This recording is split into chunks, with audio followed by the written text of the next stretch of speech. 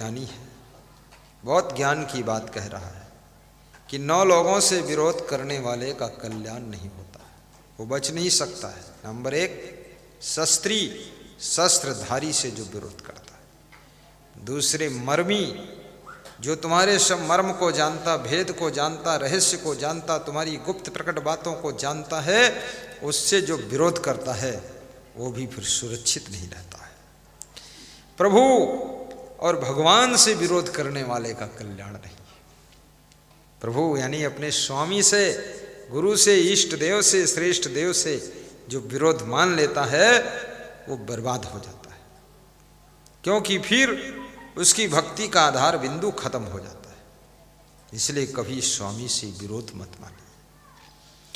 शस्त्री, मर्मी, प्रभु, सठ, सठ माने दुष्ट, दुष्ट से जो विरोध कर लेता है।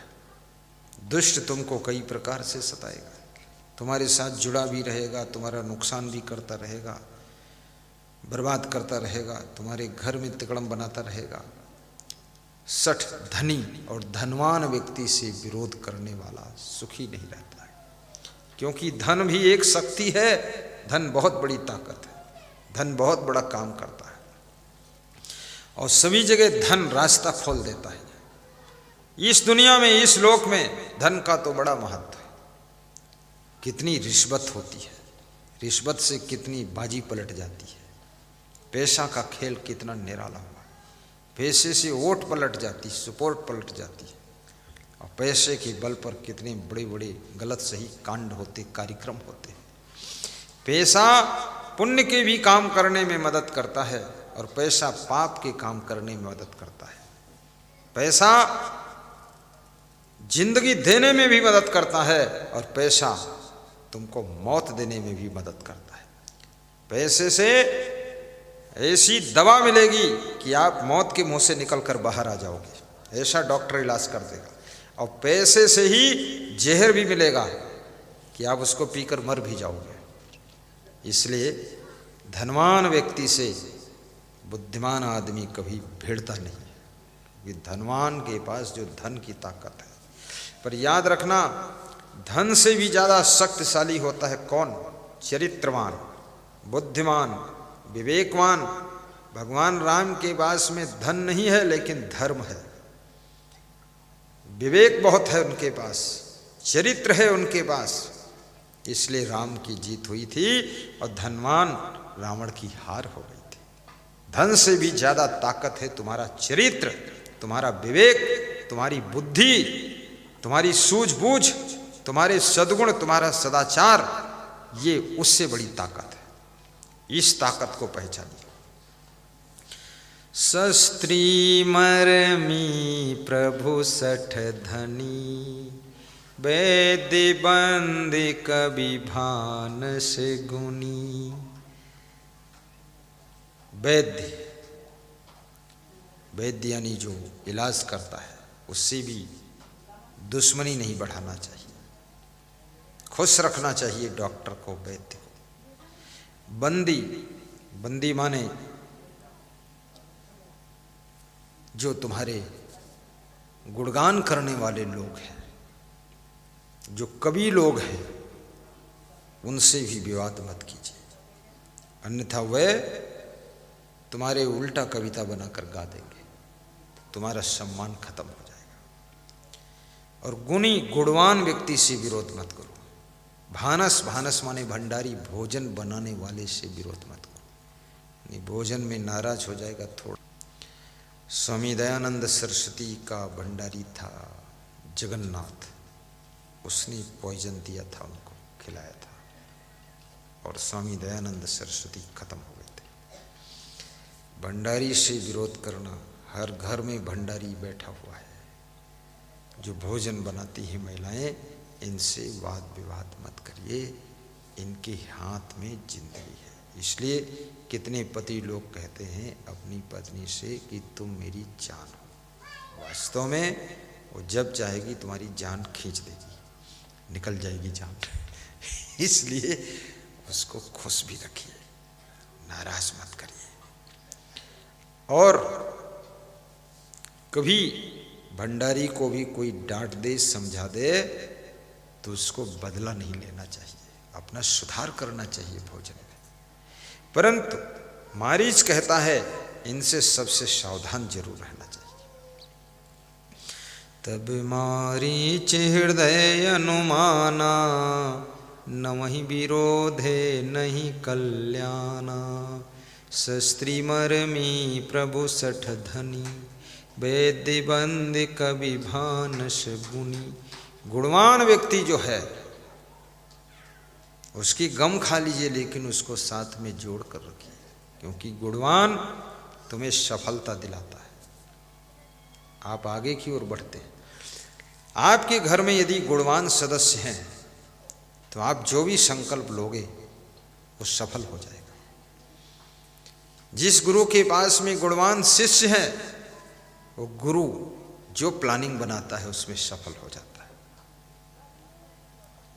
और ये भी बड़े सौभाग्य से गुणवान पत्नी, गुणवान पति, गुणवान सास ससुर, गुणवान बेटा, गुणवान बेटी, गुणवान बहू, ये सब बड़ी किस्मत से मिलते हैं, गुणवान और बुद्धिमान।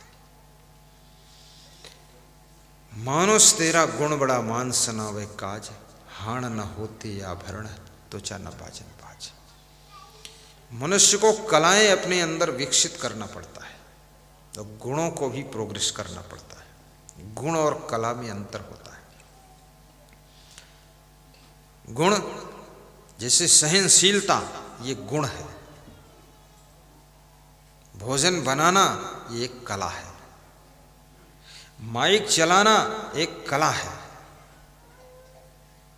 लेकिन गम खाना एक गुण है। गुण और कला जब दोनों आपके पास कंप्लीट होंगे तो सफलता का द्वार खुलेगा। कितने लोग कलाकार तो बहुत हैं लेकिन गुणविहीन हैं। काम करने की कला है पर सहन शक्ति का गुण नहीं है। गुस्सा बहुत आती है, क्रोध बहुत आता है, नाराज बहुत जल्दी होते, जिसके कारण उनको कोई काम पर लगाता ही नहीं। एक सज्जन मेरे पास आए, बोले 20 जगह काम कर दिया हूँ, 20 जगह से निकाला गया हूँ। तो हमने कहा हुआ क्या? बोले जहाँ गया हूँ वहीं मारपीट किया हूँ। सहनशीलता का गुण है ही नहीं।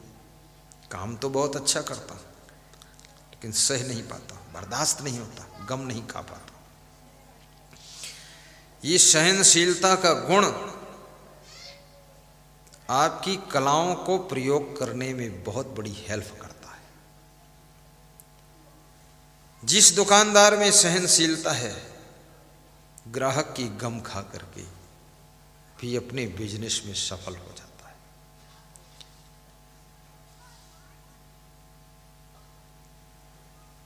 एक स्त्री कह रही थी कि बुढ़ापे में पता चला कि मेरा पति महान है।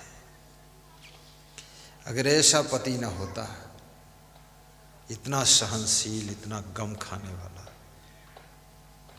तो मुझको जरूर मार डालता। मैं बहुत गलतियां कर चुकी हूँ और बहुत अपने पति को तंग किया है हमने, लेकिन इसने सब गम खा लिया है।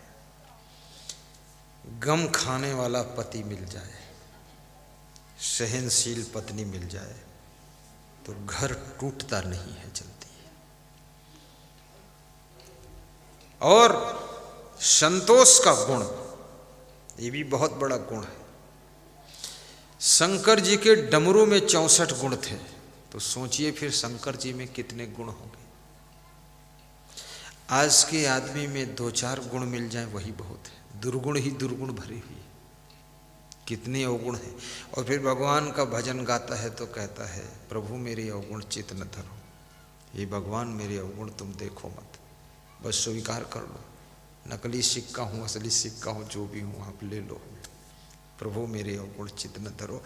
मनुष्य बुद्धिमान है, भगवान को भी समझाता है कि एक नदिया एक नार कहावे, मैलो नीर भरो। एक नदी है, एक नाला है, गंदा नाला, उसमें मैला पानी भरा है, दोनों मिलकर एक वर्ण भयो सुरसरी नाम परो।